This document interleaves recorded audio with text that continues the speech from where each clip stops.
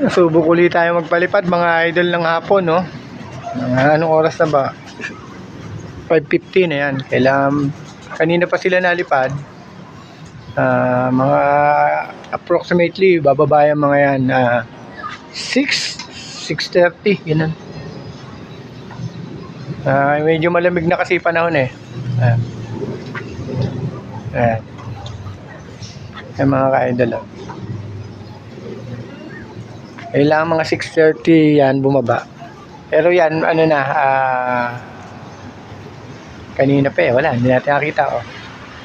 Nagre-raging pa eh, wala. Ayan, mga idol yan. Kanina pa yan eh, 5 pa yan eh, pinalipad ko na eh. Ayun ano na Ayan. Malamig kasi kaya matagal silang lumipad pagka